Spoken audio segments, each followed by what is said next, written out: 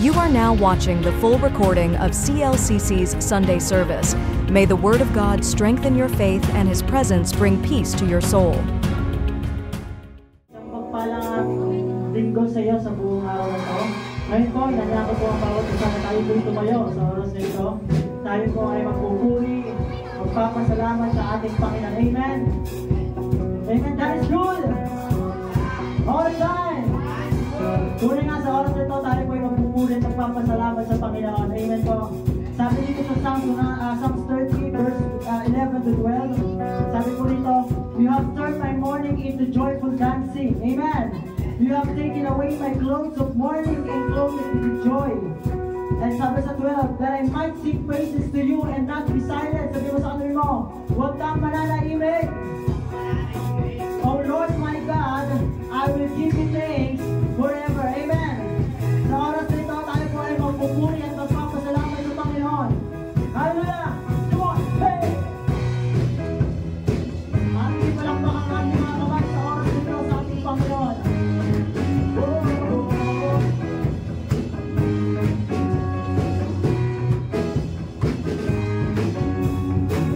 I'm trading my sorrows, I'm trading my shame. Oh, I'm laying them down for the joy of the Lord. Thank you, Jesus. Oh, I'm trading my sickness, I'm trading my pain, I'm laying them down, I'm laying them down for the joy of the Lord. Come on. Oh, I'm trading my sorrow, I'm trading my shame, I'm laying them down for the joy of the Lord. I'm trading my sickness, I'm trading my sickness, trading my pain,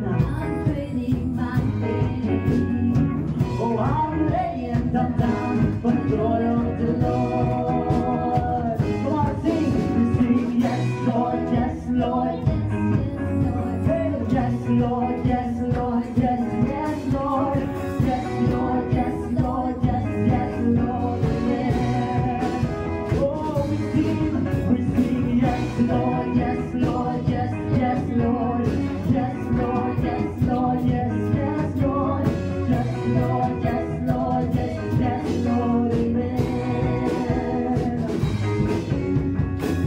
Oh, I'm trading my sorrow, come on church, I'm trading my shame.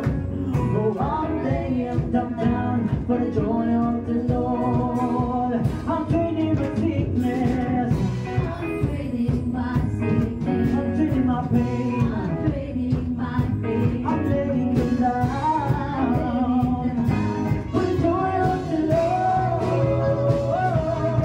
We sing, yes Lord, yes Lord, yes, yes Lord. Everybody sing, yes, yes Lord, yes Lord, yes Lord, yes,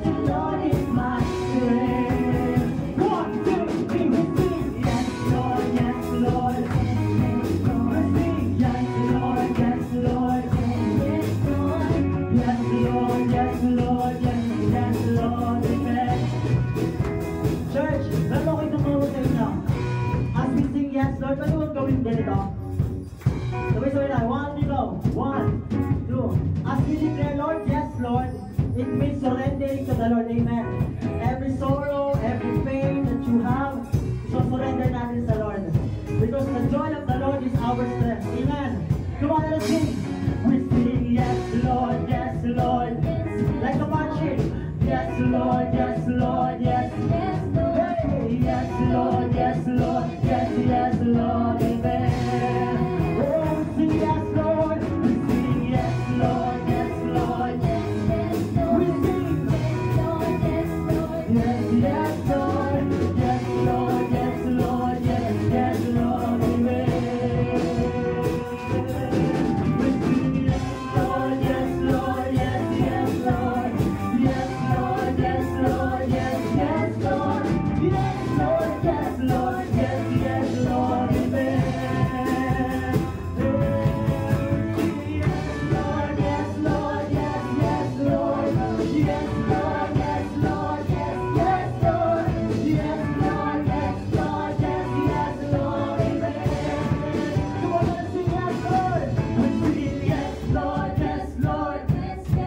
Hey, hey. We sing yes, yes, Lord, amen. Oh, we gotta sing. We say yes, Lord, yes, Lord, yes, yes, Lord, yes, Lord, yes, Lord, yes, Lord, yes, Lord, yes, Lord, yes, yes, Lord, amen. Yes, yes, Lord, amen. Yes, yes, Lord, amen.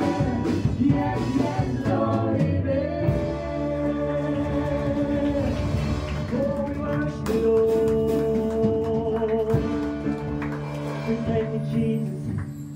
We thank you, God. We worship you, Lord. To you alone, Lord God. Ikaw ang marapat na sambahin at purihin, O Diyos. Sa Espiritu at katotohanan. You are worthy of our worship, Lord. Right now, patuloy mong sambahin ang ating Diyos na buhay. Shout to the Lord. Open your mouth. Open your heart to our God. Continue to worship in spirit and in truth. Thank you, Jesus. Oh, worship you. Oh.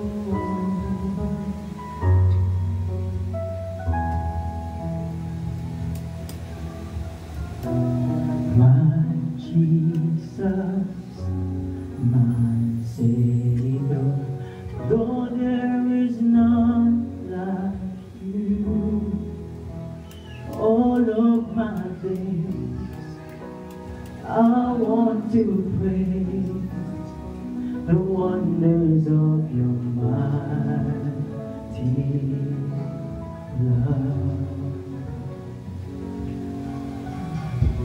My comfort, my shelter, tower of refuge and strength. Let every breath, all that I am, never cease to worship you. Shout to the Lord, all the earth, let us sing. Power and majesty, praise to the King. Mountains bow down and the seas will roar at the sound of your name. I sing for joy at the works of your hands. Forever I love you, forever I stand. Nothing compares to the promise I have in you.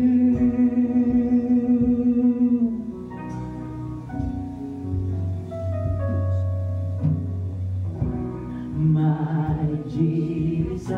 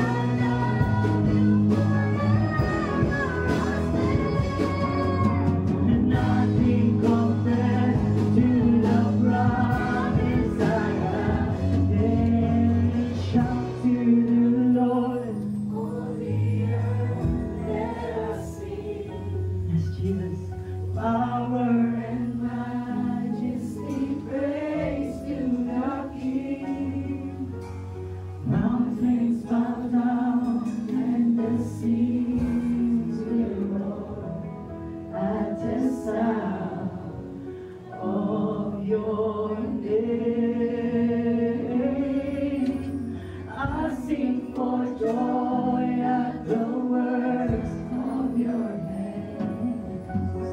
Forever I love you, forever I stand.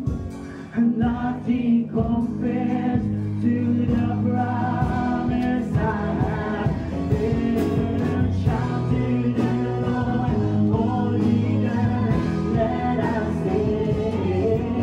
For power and majesty, praise to the King. Mountains bow down and the seas will roar at the sound of your name. Watching for joy at the work of your hands. Forever I love you, forever I stand. Nothing compares to the promise I have given you.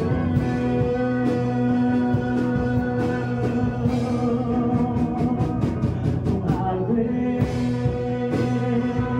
is our God? Sing it with me. How great is our God?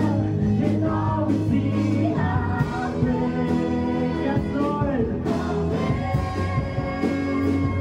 is our God? Oh, sing, how great is our God? Oh, how great is our God? Sing with me. Sing with me. How great is our God? And all we see, how great is our God.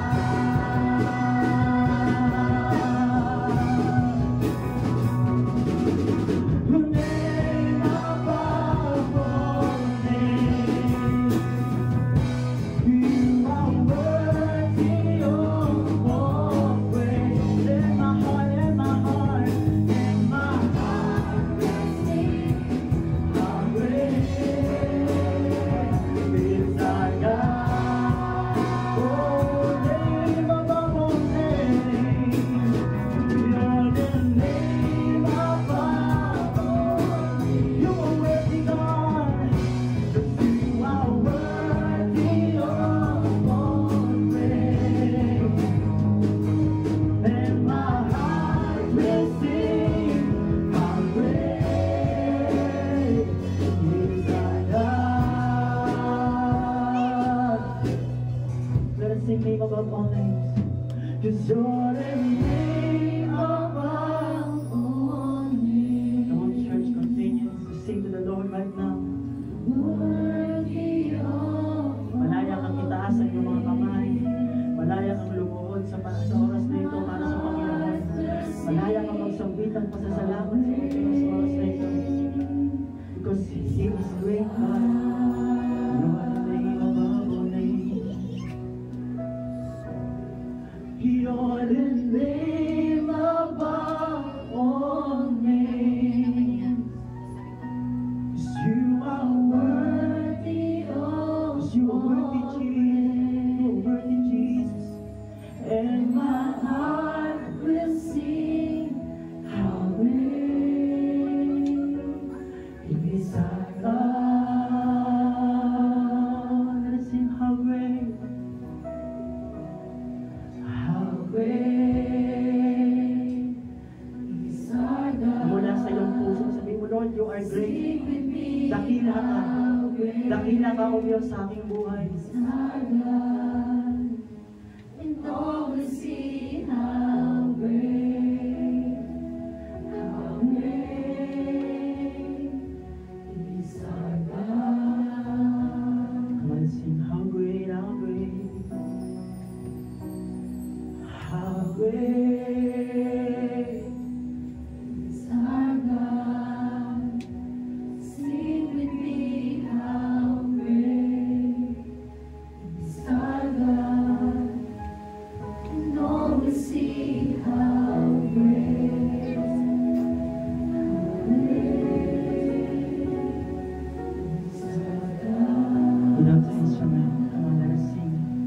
one voice, how great is our God.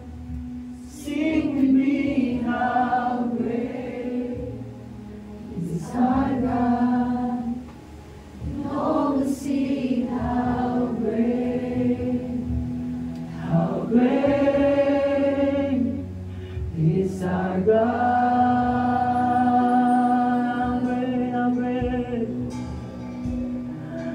How great is our God.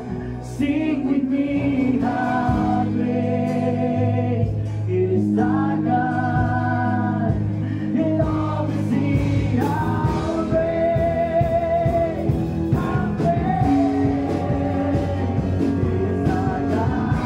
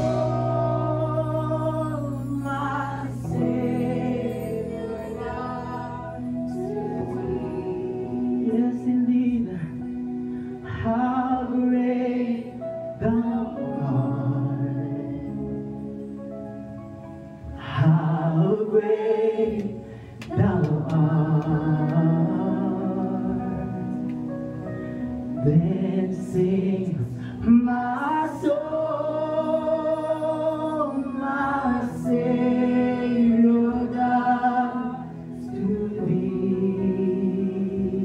Come on, church. How great thou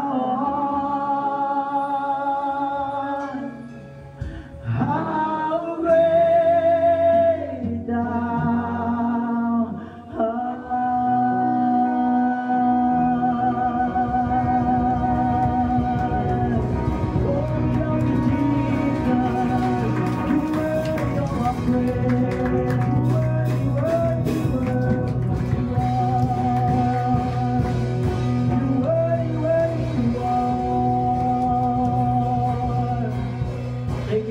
Thank you, Lord God. Thank you, Holy Spirit, sa presensya mo. Salamat, O Diyos, sa iyong habag at biyaya sa buhay ng bawat isa sa amin. Sige po, maaari ba nating palakpakan ang Panginoon? Yung palakpak para sa ating Diyos sa buhay. Amen! Good morning, good morning. Tayo sa katuloy, good morning. Nagpala ang umaga natin ito kasi tayo binigyan ng magandang panahon. Sa isang buong linggo, kamusta kayo? Inulan ba? Yes, kasi yung ibang mga bayan talagang baha pa no? Pero sa biyaya pa rin ng Panginoon, tayo ay proteksyonan, ano?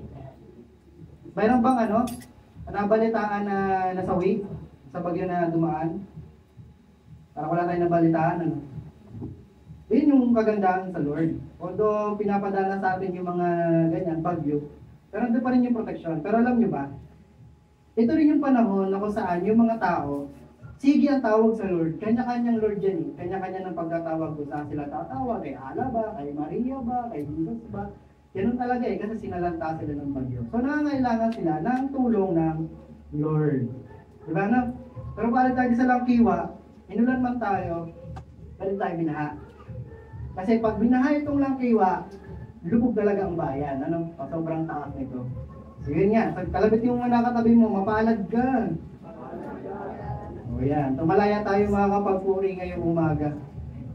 Ngayon naman po, mag-aaral tayo ng salita ng Diyos. At be sure po na tayo ay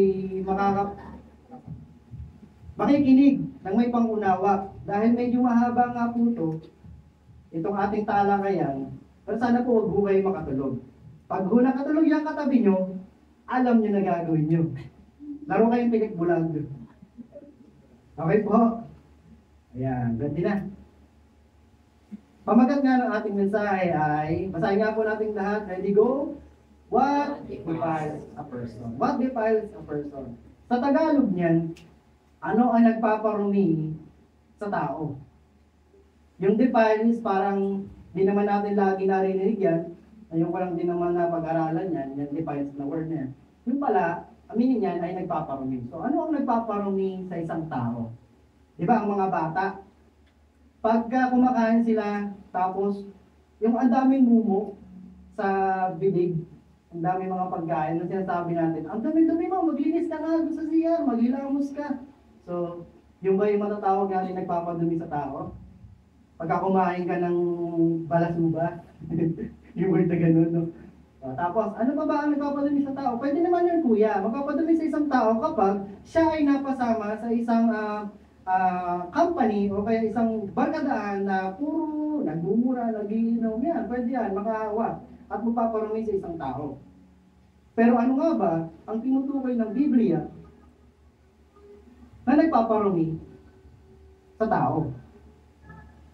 Hingin muna tayo ng guidance sa Panginoon. Tayo natin pumikit. Lord, Ikaw na Diyos na lumalang ng langit lupa, dakilang Diyos, Diyos ng mga Diyos, purihin ka, luwalhati sa iyong pangalan. Narito po kami, Panginoon, humihingi ng gabay sa iyo. At humihingi na rin po ng kapatawaran sa aming mga nagawang kasalanan. Forgive our iniquity, forgive our transgression and sin. We need your grace. We need your mercy. Kailangan po namin ng habag, kailangan po namin ng awa mo. At kailangan din po namin, Lord, yung banal na dugo ni Kristo upang maghugas po sa aming lahat. Nang sa ganun maging karapat dapat po kami sa iyong harapan. At ang mensahe nga po na aming mapapakinggan ay maunawaan po namin ito at maisa puso.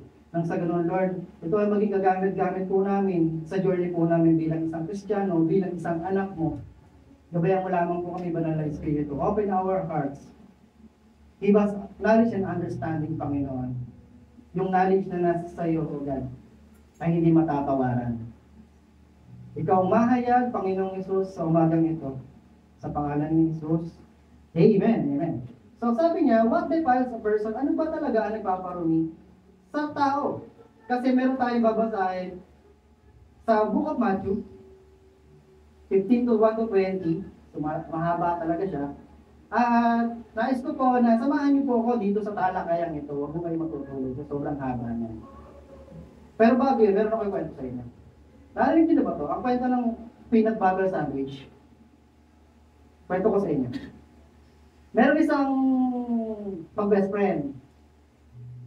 Pangalanan natin sila na Pedro at saka si Juan. Nagtatrabaho sila sa isang company, tapos nagkataon na break time. So gusto nila na magtingin na ng kanilang mga baon. Kasi dito nagbabaon pag schooling. Wala na, puro pera na lang, no? Sa trabaho nila, nagbaon sila ng mga sandwich. Sabi ni Juan kay Pedro, Pedro, patingin nga ng baon mo kung anong palaman mo. Pinakita ni Pedro. Sabi niya, tada! Peanut butter sandwich! Ikaw naman, Juan, ano bang baon mo? Pinakita naman ni Juan, tada! Peanut butter sandwich! O pare, magkapares tayo! Sarap niya, peanut butter sandwich. Monday yun. Tuesday, ganun rin ang gusto nilang mangyari. Magtinginan sila ng kanilang mga baon. Sabi ni Juan, Pedro, patingin nga ng baon mo ngayon. Sabi ni Pedro, tada! Ham and cheese! Wow! Sarap niya pare, sabi ni Juan. Ikaw naman, Pedro, ano ba ang baon mo ngayon? Tada!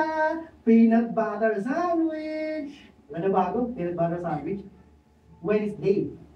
Sabi ni Juan kay Pedro, Pedro, patingin ng baon mo ngayong araw na to. Sabi ni Pedro, tada! Tuna sandwich! Ba, nag-upgrade? Sabi ni Juan, sarap niya, pre. Sabi ni Pedro, ikaw naman, Juan, anong iyong baon? Tada! Peanut butter sandwich! Ang saya pa rin niya. Peanut butter sandwich. Pero wala na bago. Ano ng araw? Thursday. Dumaan na Thursday, sabi niya, Pedro, ang baon mo? Tada! Bacon and egg! Oh, sarap, pasarap naman yan pare. Sabi ni Pedro kay Juan, ikaw naman Juan, anong baon mo? Tada! Peanut butter sandwich! Nadibis ba yan last day of the week, Friday. So, ganun pa rin. Sabi niya, Pedro, patingin ang baon mo. Sabi Pedro, tada! Hamburger! Sabi niya yung one, sarap niya, pre. Ikaw naman, Pedro, ikaw naman, Juan, ano mo? Ikaw naman, baon mo. Sabi ni Juan, tada! Wala nyo. Peanut butter sandwich. Grabe, pare, ang hirap ng buhay. Lagi lang ganito. Sabi ngayon ni Pedro, Juan, huwag kang mag-alala. Magbabago din yung takbo ng buhay mo. Sabihin mo sa misis mo, ibahin naman yung palaman. Sabi ni Juan. Alam mo pare, huwag mo dadamay ang misis ko dito walang kinalaman yung misis ko dito. Alam niyo bakit? Siya naglagay ng palaman. Anong lesson? Huwag tayo magreklamo kung tayo naman ang gumagawa at lumalagay sa ating sarili doon sa sitwasyon na yun. Sabi mo siya, katabi, huwag kang magreklamo. Kung nandyan ka sa bahay na yan, ay ng mga magulang mo, o kaya ikaw naman sa magulang yan, ng mga anak mo, huwag kang magreklamo kasi ikaw ang naglagay din dyan sa kinalalagyan mo. Papipili niyo ba magulang niyo? Di naman. Papipili niyo ba anak mo? Di naman. So, huwag tayo magreklamo. Amen po? Ikaw naman, nasa trabaho na, umaangal ka, grabe naman boss ko, aray ko. Huwag kang magreklamo kasi ikaw ang pumasok dyan Kung yan ang asawa mo, huwag kang magreklamo kasi ikaw ang una ng text dyan.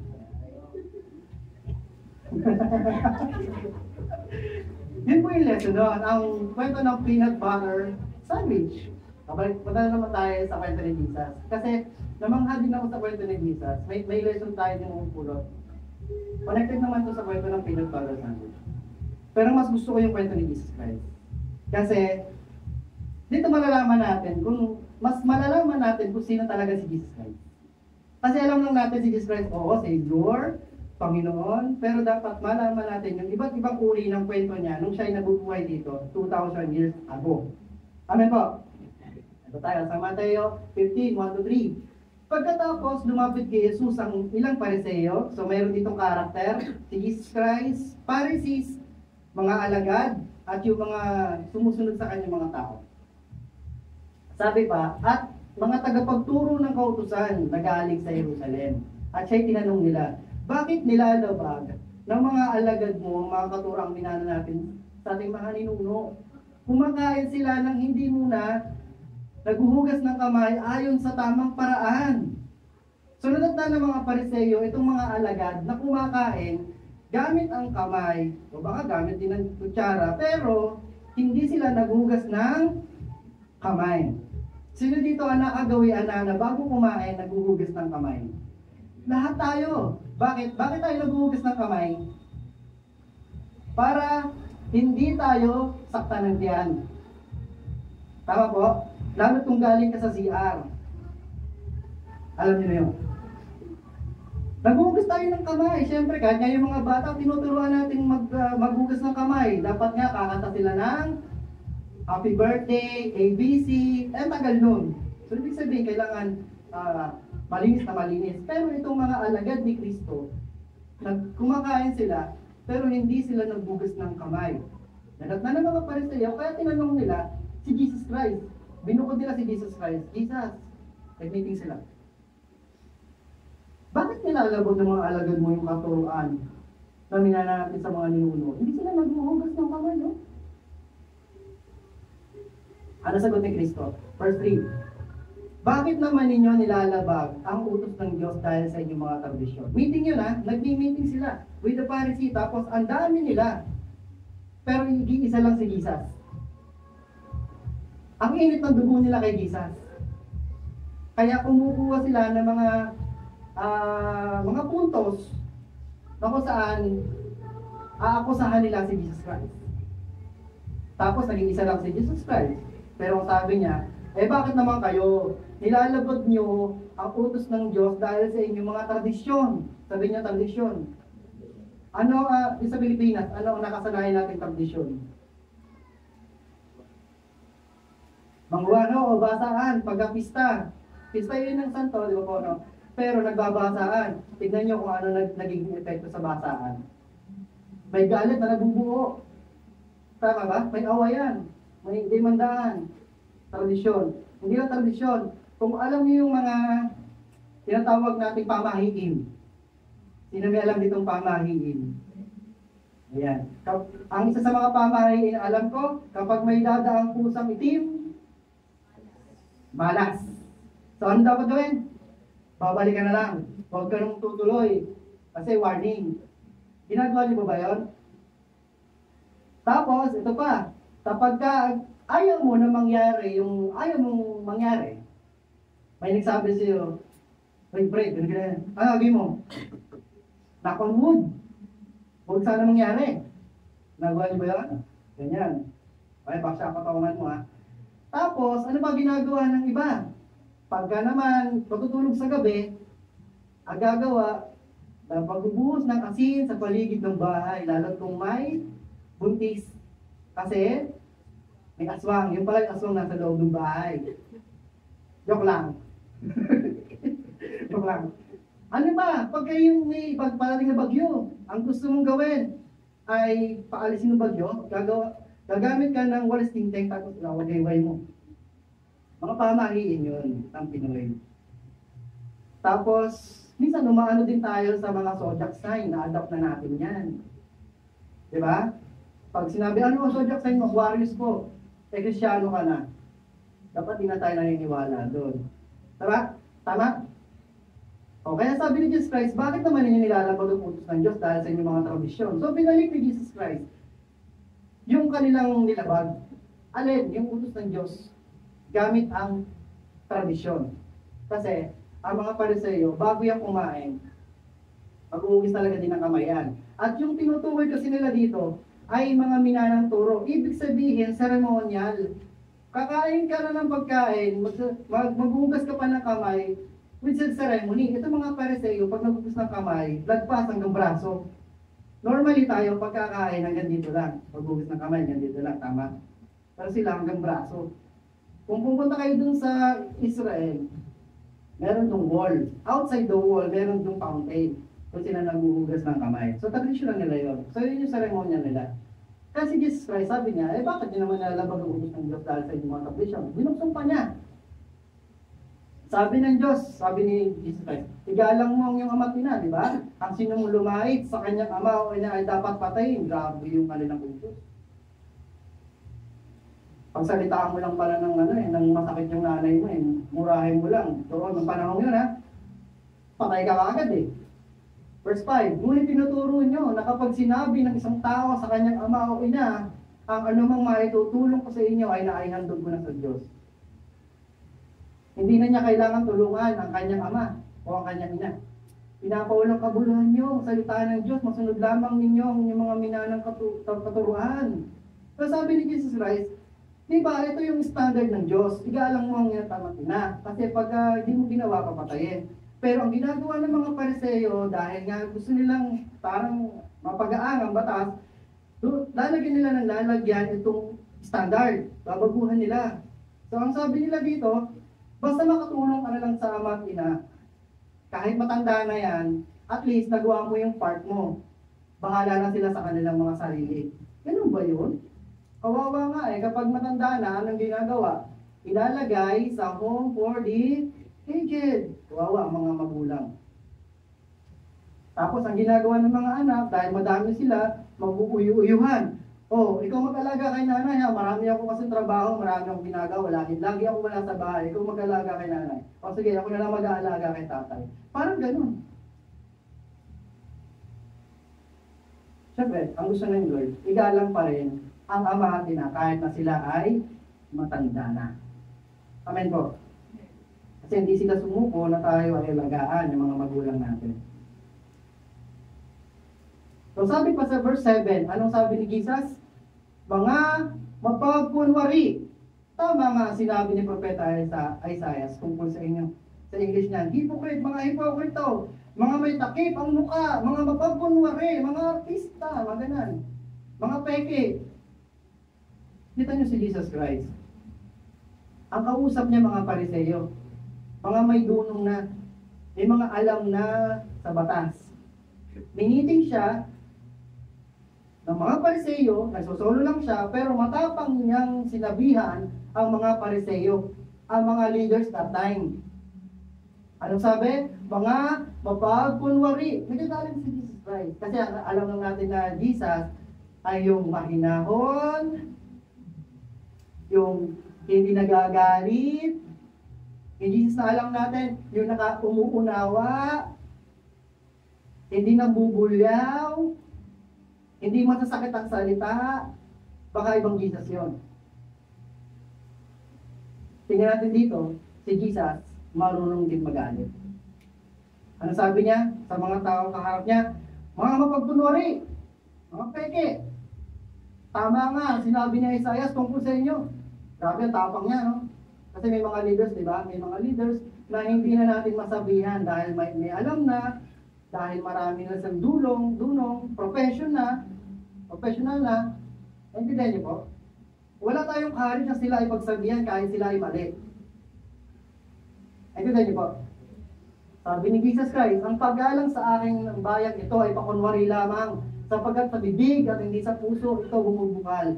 Walang kabuluhan ang kanilang pagsamba, sapagkat itinuturo nilang galing sa Diyos ang kanilang mga utos. Binabago kasi ng mga Pariseo yung kautusan. Akala nila sila yung mas righteous kasi nagagampanan nila yung kanilang mga kautusan na sila mang din ang gumawa, hindi galing sa Diyos. Natindihan niyo po? Kaya yung sinabi ni Jesus Christ, matapang niyang sinabihan niya mga Pariseo sa giging. Hindi na siya hindi na siya candy coating. Ibig sabihin, hindi niya pinagaganda yung mga salita para lang ma-please yung mga Pariseo. Hindi.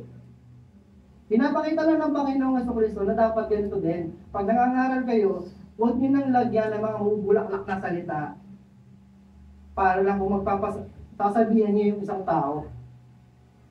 Bakit? Ang salita kasi ng Diyos ay buhay at pabisa. Kagaya ng isang patalim o espada na magkabilay talim. Ibig sabihin, matalas. Ibig sabihin, masakit. Sabihin niyo, masakit. Masakit ito pag tinamaan ka talaga. Yung mga Pariseo ba, sa palagay niyo, nasaktan ba yan o hindi? Narinig na nila si Jesus. Kayo naman, mapagkunwari. Ganyan, sinasabihan ni Jesus yan. Mga leaders sila. Ang kalaban ng mga leaders, pride. Kapag kinain sila ng pride, hindi na sila makikinig kung kanino. Hindi sila magpapatuwid. So matapos yan, pinalapit ni Jesus sa mga tao at sinabi sa kanila, pakinggan ninyo at unawain ang aking sasabihin. Matapos ang meeting ni Jesus with the Pharisees, umalis siya doon sa meeting.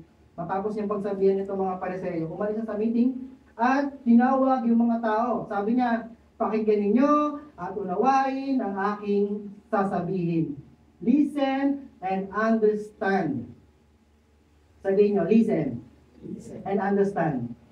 Huwag lang basta tayo mag-listen o makinig, dapat uunawaan din natin ang kanyang sasabihin. Si Jesus Christ, bago siya mag-sermon, bago siya magsalita sa mga tao, lagi niya binabanggit ito. Pakinggan ninyo at unawain ang aking sasabihin. Bakit niya laging binabanggit? Kasi para tumingo sa puso ng bawat isang makikinig yung salita niya. Amen po? Na baka sakali ang salita ng Diyos ay magpabago ng buhay mo at buhay ko. Sabi niya, ang lumalabas sa bibig ng tao, hindi ang pumapasok, ang siya nagpaparumi sa kanya sa paningin ng Diyos. Ang issue na nakita ng mga Pariseo ay hindi naghugas ng kamay ang mga alagad bago kumain. Kaya sabi ni Jesus Christ, ang lumalabas sa bibig ng tao, hindi ang pumapasok. Ang siya nagpaparumi sa kanya, saan daw? sa paningin ng Diyos. Hindi sa paningin ng tao, sa paningin ng Diyos. Kasi pwede rin, ang mga tao, pwede tayo magsabihan ano ba yan, ang dumi-dumi mo. Nung makita mo lang na ang isang tao kumain ng ganito, ano sabihin natin, ang dumi-dumi mo naman. Pero sa paningin ng Diyos, iba siya kung tumingin. Anong sabi? Ang lumalabas sa bibig ng tao, ang siyang nagpapadumi sa paningin ng Diyos. Intindihan po? Tapos, ito nangyari. Lumapit naman ang mga alagad at sinabi sa kanya, hindi lang isa ha, mga alagad ang lumapit kay Jesus Christ. Anong sabi? Hindi po ba ninyo alam na nasaktan ng mga Pariseo sa sinabi ninyo? Kasi matapos yung meeting nito sa Pariseo, umarap na siya sa mga tao, pero malakas pa rin ang boses niya. I think na naririnig ng mga Pariseo yung mga binabanggit ni Jesus. Kaya sabi ng mga alagad, leader, nasasaktan na po yung mga Pariseo, na-open na po.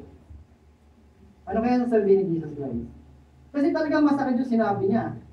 Sinabihan ba namang hipokrito? Mapagpaimbabaw, peke, kapagkunwari.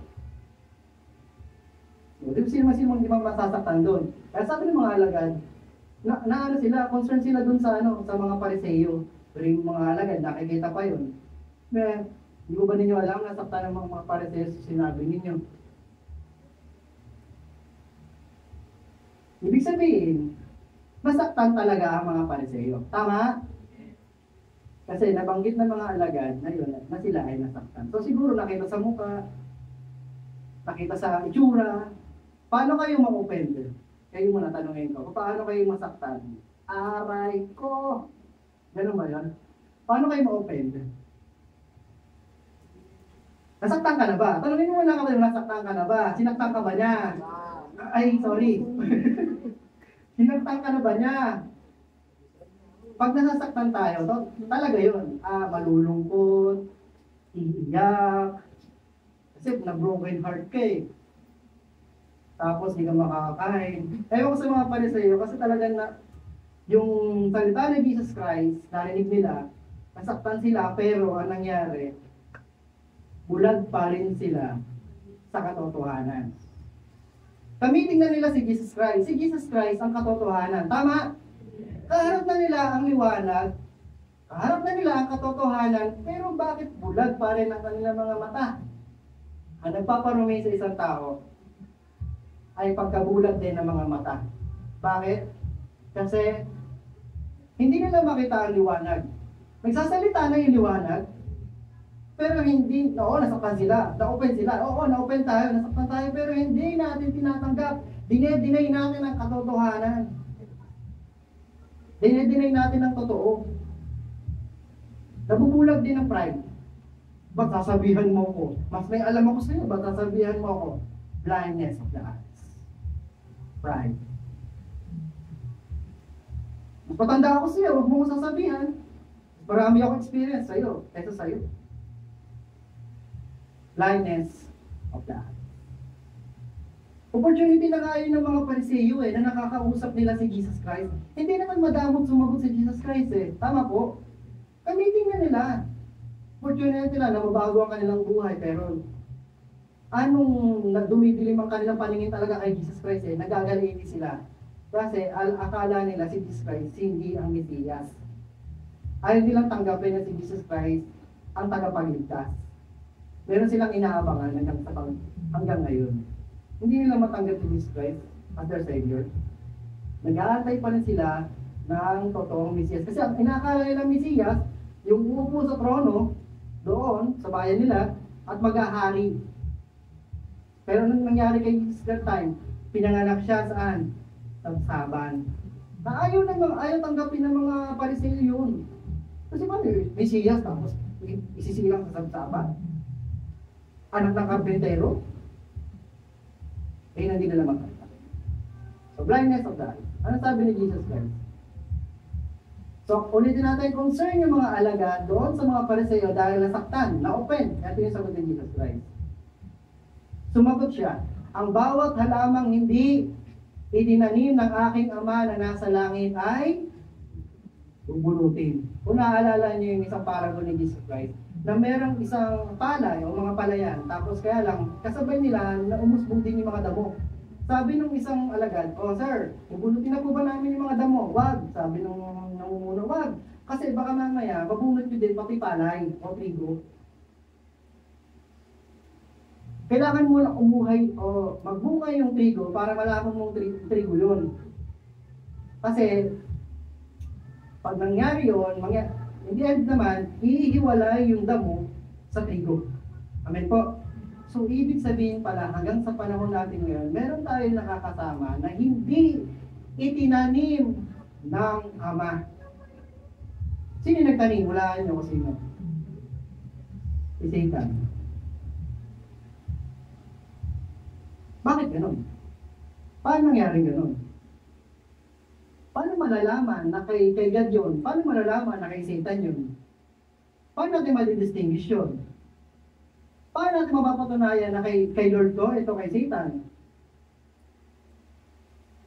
Basahin ko muna to. Sabi niya, "No one can come to me," kay Jesus daw, "unless the Father who sent me draws him, and I will raise him up at the last day." Ano ibig sabihin? Ang Ama, pinapalapit yung talagang sa Kanya. Kanino? Kay Kristo. Na kung tatanggapin nila si Kristo as the Savior, malalaman talaga natin na sa Panginoon yun. Amen po? Pero yung mga hindi kakikilala kay Jesus Christ as Savior, hindi pala Kanya yun. Naintindihan niyo po? Ano sabi ni God? Verse 14, sabay-sabay tayo. Ready, go! "Hayaan ninyo sila." Pause muna tayo. Ano sabi? Hayaan ninyo sila.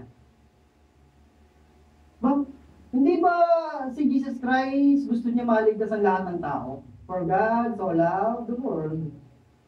Tama ba? Hindi ba niya mahal ang lahat ng tao? Bakit sasabihin niya verse 14, "Hayaan ninyo sila"?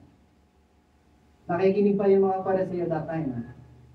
So bakit ganun? Yung kilala natin Jesus Christ na mapagmahal, yung Jesus Christ na kilala natin na gusto lahat ay maligtas.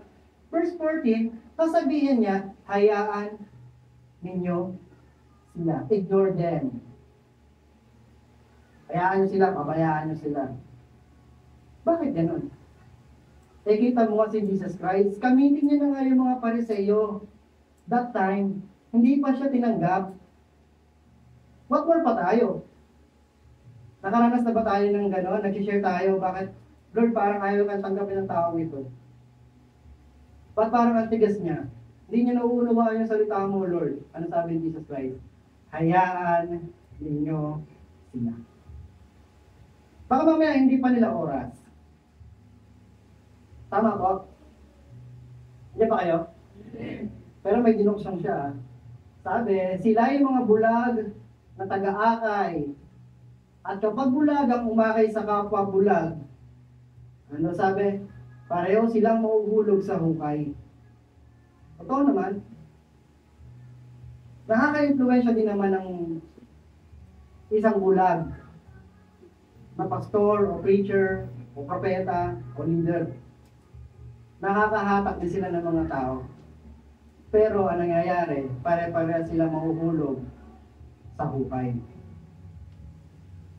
Kaya nga, kung makikinig kayo ng sermon, kahit ngayon, nakikinig kayo ng sermon, o kahit sa YouTube, sa anong platform kayo makinig ng sermon, dapat, titignan nyo kung naka-align ba yung sermon o yung sinasabi ng preacher dito sa Bible. At kapag hindi naka-align, alam nyo na yung bakit yun. Bulag na saksi o bulag na mga akay. Kasi hindi naka-align. Kaya may mga pastor, may mga preacher, lalo sa mga mega church, iniiwasan nila na magkaroon sila ng issue sa mga LGBTQ, sa mga bakla at tomboy, sa mga namumuhay sa kasalanan. Ibig sabihin, binabago yung sermon. Imbis na matalas, imbis na mabisa, binabalutan nila ng candy para matamis. Na kapag tinanggap ng mga doon sa congregation, may bading o kaya may tomboy, ay namumuhay sila sa pagkakasala, iiwasan ngayon yun ng pastor. Nang sa ganun, hindi sumama ang loob ng mga LGBTQ na yun. Naintindihan niyo po? Para paglabas ng service, paglabas ng simbahan, ganda ng preacher niya, ni pastor na, sis, bro, paano ba tatawag ko sa'yo? Ma'am, sir? Alam niyo na yun. Hanggang ngayon, pinag-uusapan pa rin yun. Ano ba talaga itatawag sa mga bading? Ano ba talaga itatawag sa mga tomboy? Paano yun? Gusto bang mangyari natin yun? Paglabas ng service, ang ganda ng sermon ni pastor na. Pero pagka dumating na sa punto na sila na ang kinakausap ng salita ng Diyos, sabihin, ang nilikha ng Diyos ay babae at lalaki. Walang gitna. Walang bakla o tomboy. Paano paglabas nun? Grabe naman yung sermon ni pastor na. Tayo ata pinatatamaan. Aray ko. No, bro, sis. Pas na pinagsama na eh. Ganun ba yun? Tapos ano mangyari? Ay, hindi na sisimba. Gusto ng pastor, di ba? Marami. Wala na sa katotohanan. Dapat ang katotohanan, matalas at mabisa. Amen. Masasaktan ka. O kaya kung hindi ka man masaktan ngayon, baka sa mga susunod na sermon, madali ka. Kasi kapag walang epekto sa iyo ang salita ng Diyos, magtaka ka na. Hindi ka pala kinakausap ni Jesus. Di ba? Napag-aralan natin, na pag nagpe-pray tayo, sino ang kumakausap? Tayo. Sa Panginoon. Pero pag nagbabasa tayo ng Bible, sino ang kumakausap? Si Jesus. Nasasalamin nito, mga kapatid, ng Bible ang ating sarili. Kilala tayo ng Diyos personally. Inside and outside. Amen po? Kapag gumawa tayo sa Bible, pag binuksan natin yan, alam ni Jesus ang kalalagayan mo. Masasalamin nito kung sino ka. Malalaman mo kung sino ka. Kapag nalaman mo kung sino ka, masasaktan ka. Kapag nasaktan ka, titigil ka ba? Grabe ka naman, Lord. Ang sakit noon. Kung naman gano'n. Pero dahil sa katotohanan, hindi ka mananatiling masaktan. Mababago mo yun. Yung pamumuhay mo. Amen po? Si dito nakaranas na dati siya ay palamura. Pero dahil nakakilala siya sa Panginoong Jesucristo, nabago yun. Nawala ang pagmumura. Testimony niyo yun. Kayo nakaranas nung mula sa Panginoon. Amen po? Sabi nila, malalaman mo lang ang laman ng puso ng isang tao kapag ginulat mo. Di ko naman i-encourage na gulatin mo yung katabi mo ngayon. Pag ginulat mo, ay! Puto ko cinta! Ay! Di baklong! Maraming mababanggit, di ba? Pero sabi lang nila yon. Pero, ano mo talaga laman ng puso mo? Tanungin mo katabi mo, ano ba laman ng puso mo? Siya ba? Siya po, kuya. Si Lord. Si Lord po, kuya. So, sumunod natin. Sabi niya, 2 Corinthians 4:4, the God of this age has blinded the minds of unbelievers. Totoo to. Sabi, binulag ng Diyos ng mundong ito ang kaisipan ng mga hindi mananampalataya. Binubulag. Kaya huwag tayong papabulan. Sabi, so that they cannot see the light of the gospel that display the glory of Christ, who is the image of God. Dahil sa kabulagan, hindi na nakikita yung liwanag. Na nanggagaling saan? Sa salita ng Diyos, sa gospel. Na dinidisplay naman ni Jesus Christ. Naranasan niyo na ba na tumingin sa liwanag? As in matagal, ilang segundo. Kapag tumingin sa liwanag, pagbaling nyo sa ibang lugar, ang dilim. Nakakasilaw. Try nyo nga, try mo nga. Andiyan ko ka. Danas ko din, kasi pagka tumitig ako dito, nakakasilaw, parang dilim na. Ibig sabihin, mayroong liwanag, nagkukunwaring liwanag, pero magbibigay sa inyo ng dilim. Sino yun? Si Satan. God of this age. Kaya huwag tayong papalinlang na makita mo, ang ganda, nagliliwanag . Yeah, parang totoo to ah. Pero nung makita mo ng pagtagal, uy, ang aswang ah. Kakilabot ah. Ganyan. Hindi ako tumutukoy sa tao. Ibig sabihin, kay Satan ako tumutukoy. Grabe siya manlinlang. Sa una pa, kagatin lang kayo niyan. Paikot-ikotin. Parang ikaw, inikot-ikot niya. Oh. Di ba? Inikot-ikot ka niya, tapos hanggang sa makuha na ang loob mo, tapos pagkatapos, iiwan ka na lang. Napabayaan ka na. Aray ko! Nangyayari, sisisihin mo na ang sarili mo, sisisihin mo na ang Diyos. Lord, kala ko ikaw yung liwanag eh.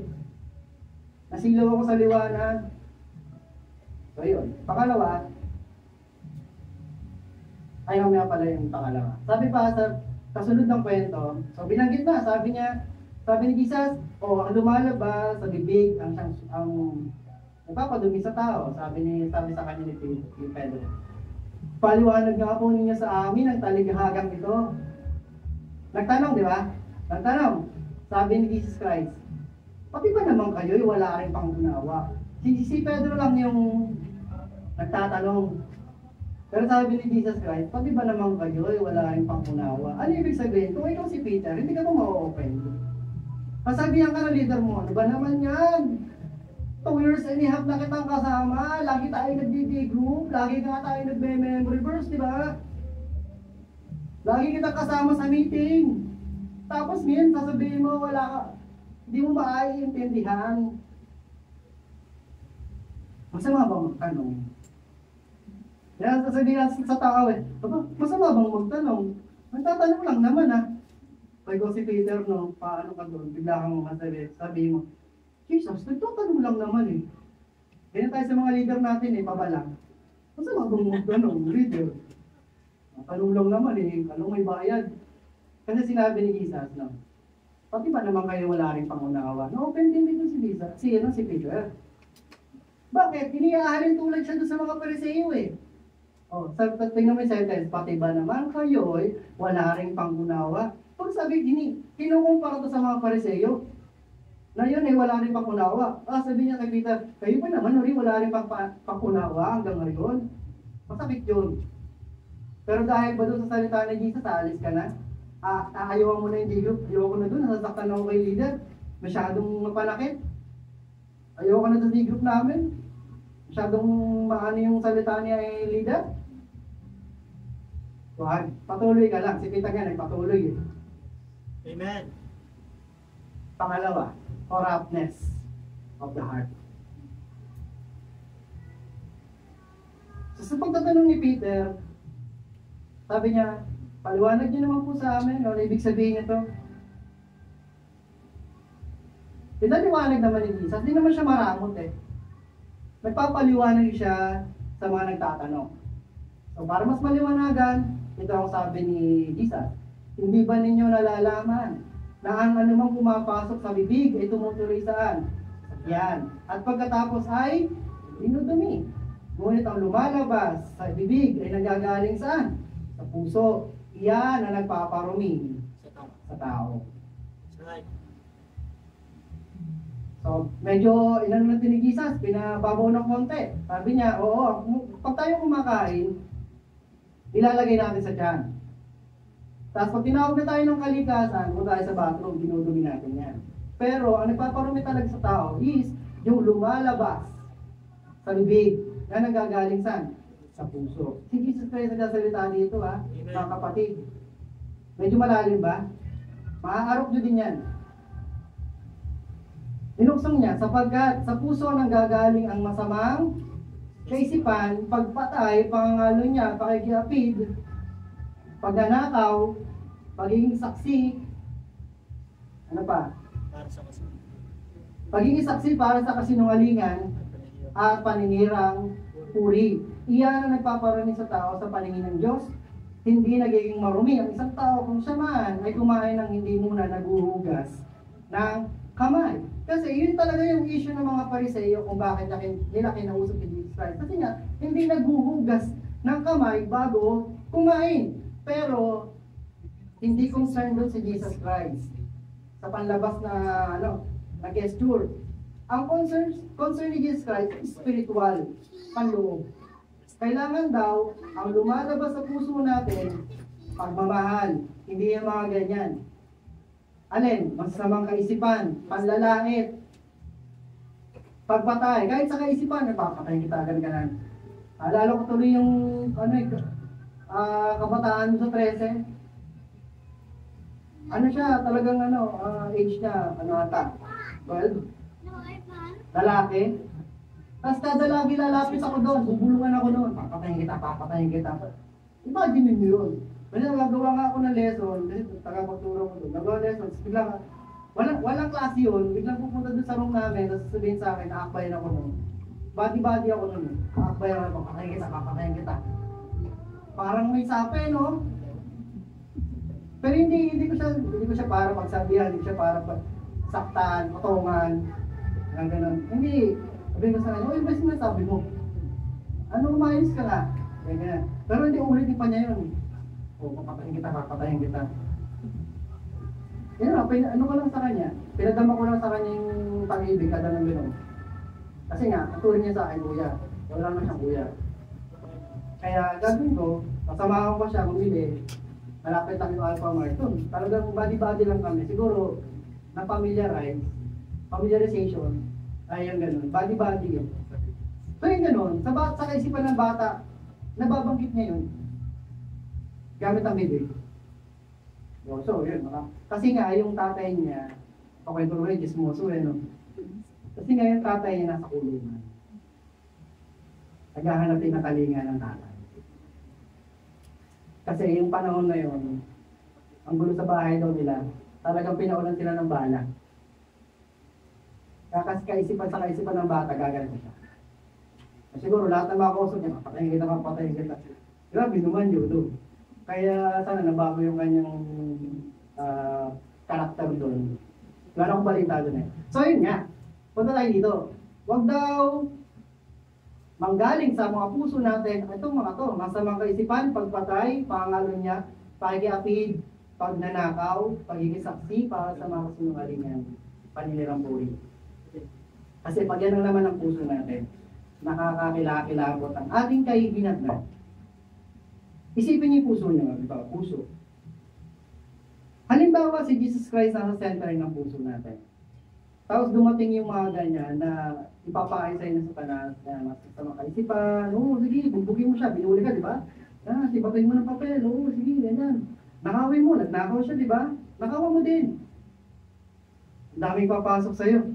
Pero si Jesus Christ nasa center ng heart mo. Ano gagawin ni Jesus Christ? So, tunganga lang? Panonoorin lang nang umiikot yung mga masamang kaisipan?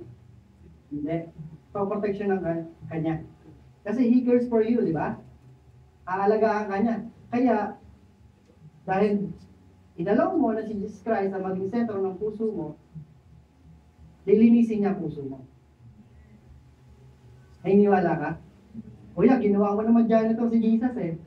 Hindi, yun ang ibig ko sabihin. May kakayanan siya, di ba? May kapangyarihan siya, di ba? Tayo ba meron? Wala. Wala tayong kakayanan na linisin ang ating sarili. Wala tayong kakayanan na baguhin ang ating sarili. Wala tayong kakayanan na i-transform ang ating sarili. Sino lang may kakayanan? Si Jesus. I-allow mo lang na baguhin ka niya. Sabi pa, ano ngayon ang laman ng puso mo? Kasi, sabi ni Jeremiah 17 verse 9, ang puso ay mandaraya above all things. Wala nga lunas eh. At sino ang nakakaunawa nito? Nagtanong ako nung nakaraan, sa isipan ko lang, sabi ko, di ba pagkapanganak natin, ano yun? Nandun na ba sa puso natin yung mga pandaraya, pagsisinungaling, pagmumura? Di ba walang buwang? Mapapanganak lang eh. Pero pagdaan ng panahon, sa mundo na kinagagalawan natin, sa social media na ating nababasa, napapanood, ano nangyayari sa tao? Kinukurap na. Isipan at puso. nakokorat na. Kaya kung hindi ka maaagapan, tiyak, yung future na mangyayari, ano na, sabog na. Hindi na maganda. Kaya nga, piliin din natin yung mga kaibigan natin, piliin din natin yung mga kampanya natin, piliin din natin yung mga makakalamuhan natin. Kasi oo, sabi nga ng Bible para kang lobo na nilagay sa kawan ng mga, anong sabi ko? Para kang isang tupa pala. Isang tupa na nilagay sa grupo ng mga lobo. Na-imagine nyo?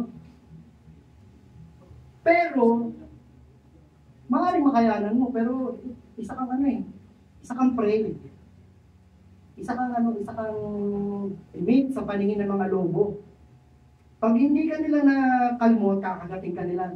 Pag hindi ka na nakagat, babanggain ka nila. Wala ka namang kakayanan, isa kang tupa. Tama ba? Pero nga, ipakontrol natin ang ating puso sa Panginoon. Sabi niya, I will guard your mind, I will guard your heart. Pagtiwalaan mo yun. Nang sa ganon, kahit nasa kalagitnaan ka man ng maduming mundong ito, hindi ka maaapektuhan at hindi ka makukurat. Amen po? Amen. Hindi lang naman ikaw ang Kristiyano sa mundo. Marami kang kasama. Amen po? Na siyang mag-share ng gospel, ng good news sa ibang tao. Nang sa ganon, ang madatan mo pala ay mga itinanim ng Ama. Nag-aantay lang ng encouragement. Tara, punta ka sa simbahan. Tara, punta ka sa D-group. Tara, punta tayo, simba tayo. Worship tayo kay God. Nag-aantay lang pa sila ng invitation. Pero halimbawa, mapunta ka naman sa mga hindi itinanim ng Ama. Ano sabi ng Jesus Christ? Hayaan ninyo sila. Nagampanan mo na yung trabaho mo. Nagampanan mo na yung work mo para kay Jesus. Nasyara mo na, nagkadis pa rin ng ulo, kaya mo siya. Malay mo, hindi pala yun yung time na. So, sabi niya, balik tayo, walang mga kaunawa sa puso. Kapandaya ang puso. And then, sabi niya, walang mabuti, wala kahit isa. Totoo naman kahit tayo pinanganak din naman tayo.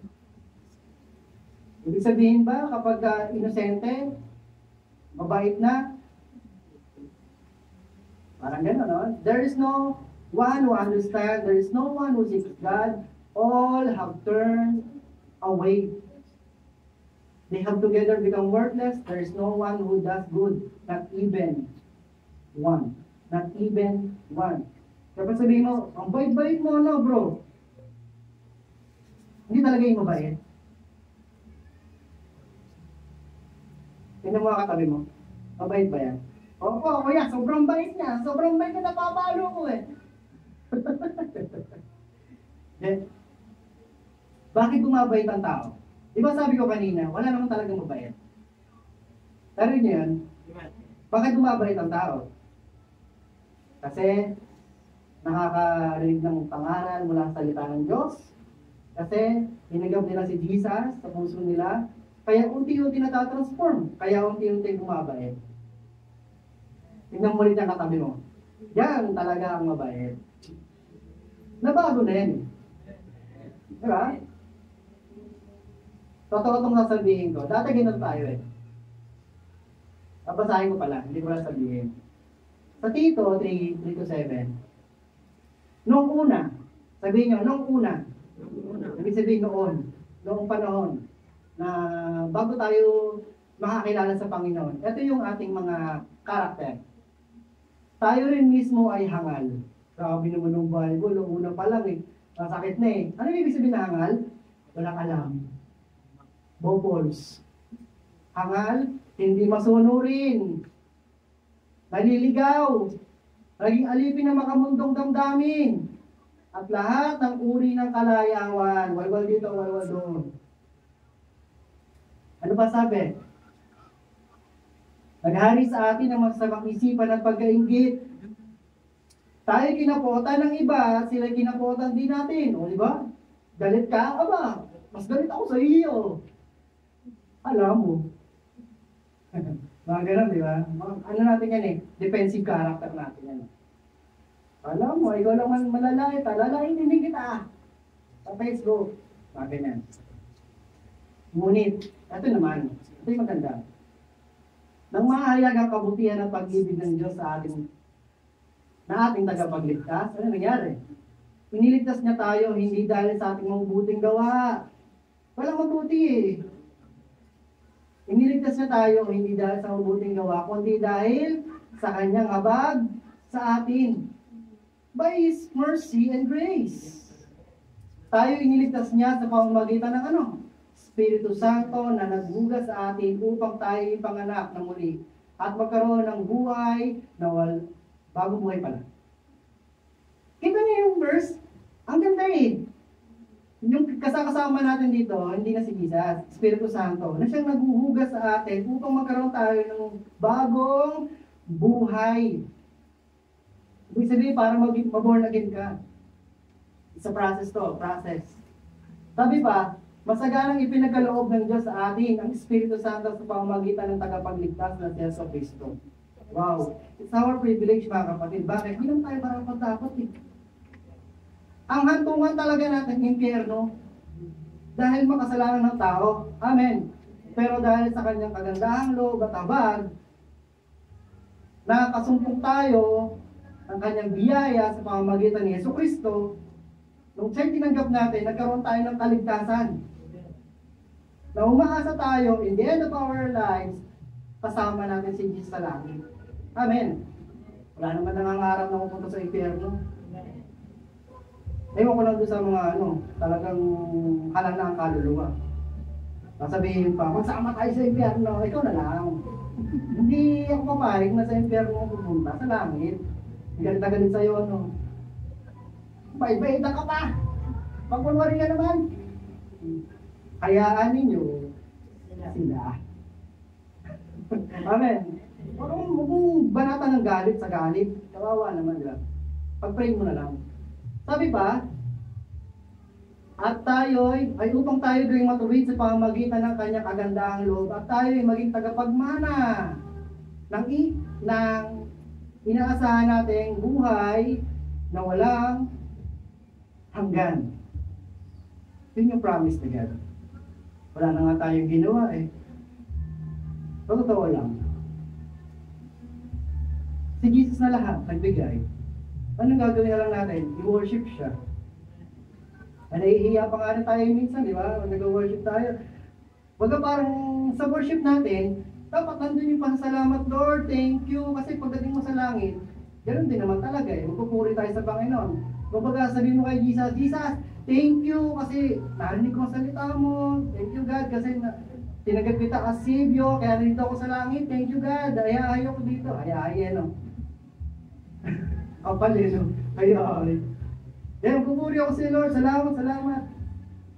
Kasi dito pa lang sa mundo, sa lupa, hanggat nabubuhay pa lang tayo, pairalin mo yung espiritu mo, yung kaluluwa mo, na lagi nagpapasalamat sa Lord. Sa paraan ng pag-worship, papuri sa Diyos. Diba pala yun?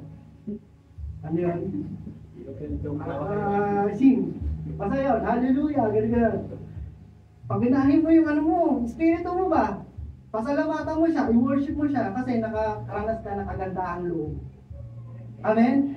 Huwag ka mahiya sa Panginoon kasi pribilehiyo natin yun. At tumanggap ng biyaya. Huwag mo aaksayahin. Tapos na tayo. What defiles a person? Ano ang nagpaparami sa tao? Yung nagagaling sa puso na lumalabas sa bibig. Kaya i-guard natin ang ating heart. Tayo lahat ay pumikit. Tayo lahat ay yumuko. Pag-pray natin ang ating mga sarili. Sa umagang ito, nakarinig tayo ng aral mula kay Kristo.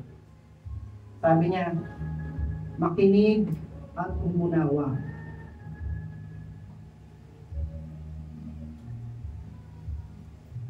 Huwag natin sayangin ang pagkakataong ito. Kausapin mo siya. Kausapin mo si Jesus. Gabayan ka ng Holy Spirit sa pagpe-pray.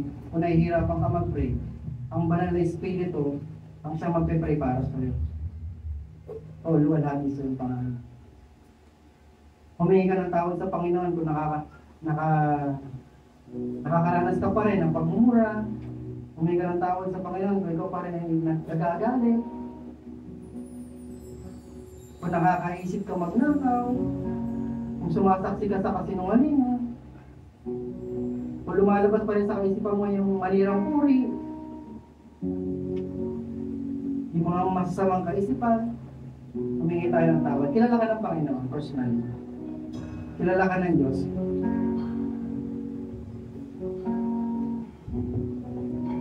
Hindi naman siya madamot eh. Tutulungan ka niya sa kung ano yung kahinaan mo. Siya ang ating kalakasan. Worship you, Jesus. Worship you, Lord. Worship you, Lord. My Jesus, my Savior, Lord, there is none like you.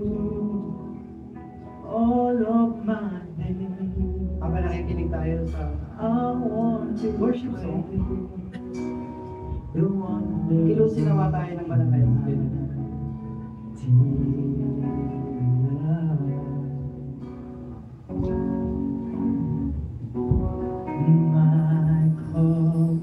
I-allow mo na baguhin ka talaga ng Panginoon sa Kristo. Hindi natin kaya. Hindi natin kaya kung wala siya. Let every breath, all that I am, never cease to worship you. Shout to the Lord, all the earth, let us sing. Power and Thank you for your presence, O God. Thank you for mountains bow down and we need you, Holy seas will roar at the sound Forgive us our sins, O God. of your name. I sing for joy at the works of your hands. Forever I love you, forever I stand. Nothing compared to the promise I have in you. Lord, I pray, kilusin mo po, Panginoon, ang mga anak mo na rin ng Jesus. Lord, pinapaubaya po namin sa iyo ang aming puso. Ang nilalaman ng aming puso, Panginoon, maging sentro ka po ng aming puso at isipan. Tinatanggap po namin ikaw, Panginoon Kristo, bilang Diyos at tagapagligtas ng aming buhay. At salamat sa pagbubukas ng banal na Espiritu sa amin upang kami maging bagong tao. Maging isang bagong nilalang sa iyo. Born again, Panginoon, at pakatanggap ng biyaya mo, ang buhay mo walang hanggan. Thank you, God, kasi hindi ka nagsasawa sa amin. Na kahit natigas-tigas na ng aming mga ulo, nandiyan ka pa rin sa amin. Patuloy mo kaming minamahal. Thank you, God. Thank you, Jesus. Thank you, Holy Spirit. Kasi lagi mo kami pinaalala. Di mo kami pinababayaan. Lagi kang umagapay. Oh God, thank you, God. Thank you. Salamat din dahil lagi mo tinitignan ang aming mga mahal sa buhay. Saan ba sila naroon? Ano ba ang kanilang ginagawa? Lord, salamat na sila yung inaabot mo. Hindi namin sila kayang mabuhay. Pero Lord, ikaw, ang Diyos na makapangyarihan sa lahat na kayang umago na lahat ng tao ayon sa pananampalatayang pinagkasiwala mo sa bawat isa. O Jesus, we worship you. Tayo lahat ito ngayon.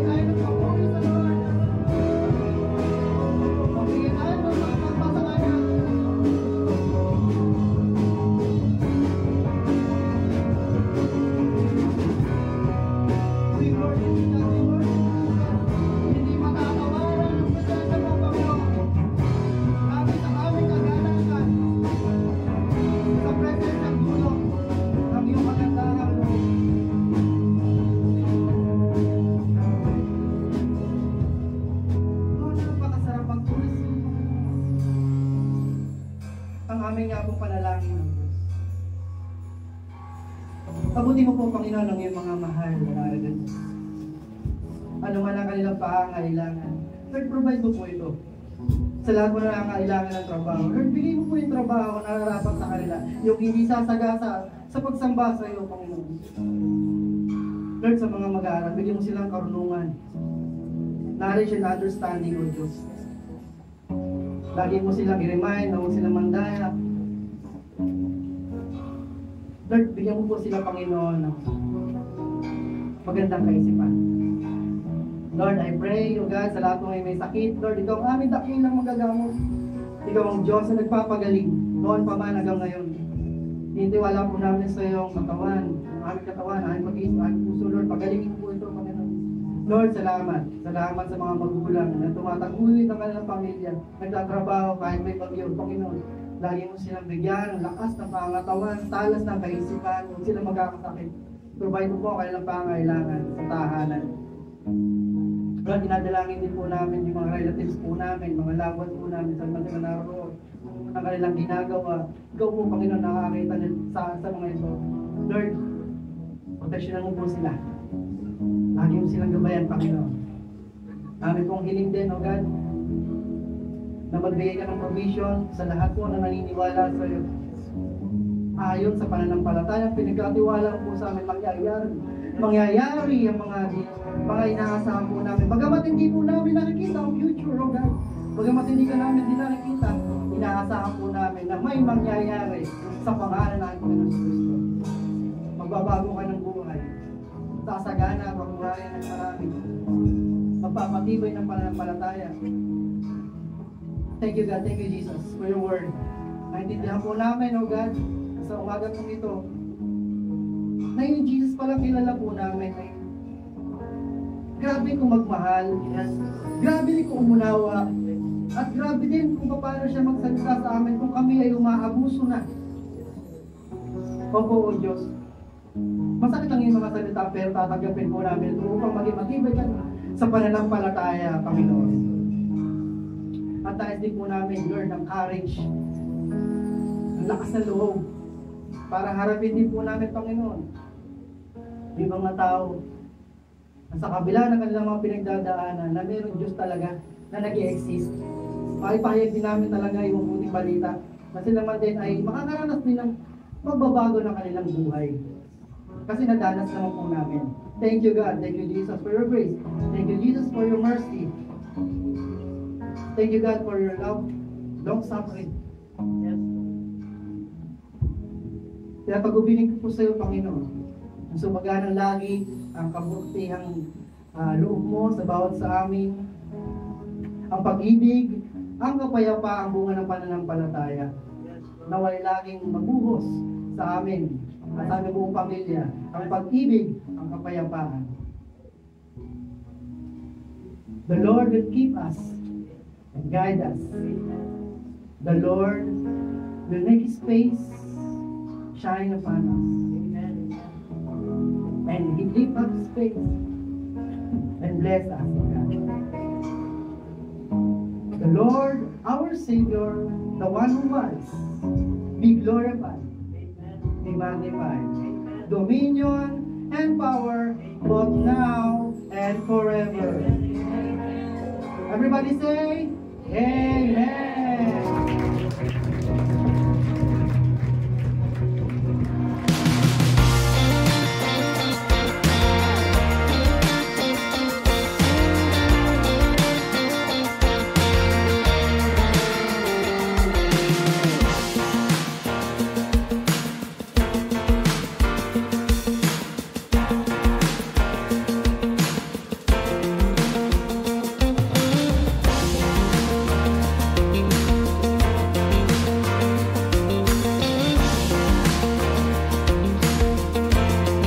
Let's take a few moments to stay connected with what God is doing in and through our church family. Please tune in to these important announcements, opportunities to grow, serve, and fellowship together. Join us for morning devotion every Monday to Saturday from 5 a.m. to 7 a.m. live on our CLCC Facebook group. Come early, come expectant, and begin your day with the Word, worship, and a fresh encounter with the Lord. Let's grow together in faith, one morning at a time. We also invite you to a special time of seeking God together. Join us every Friday night from 7 p.m. to 8:30 p.m. for our prayer and Thanksgiving gathering.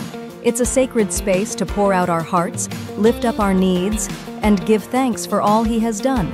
Come expectant. Breakthrough happens when we pray. And for our young champions, don't forget Amazing Kids, happening every Saturday from 9 a.m. to 11 a.m. right here at CLCC. It's a fun, faith-filled time designed especially for children ages 6 to 12, with Bible stories, songs, games, and lessons that build strong foundations in Christ. Your kids will love it. We'd love to see you again next Sunday. Join us for our Sunday services here at CLCC. We have 2 worship services every week. First service starts at 8 a.m. and second service at 10 a.m. Come early, come expectant, and bring someone with you. There's always a seat for you in God's house.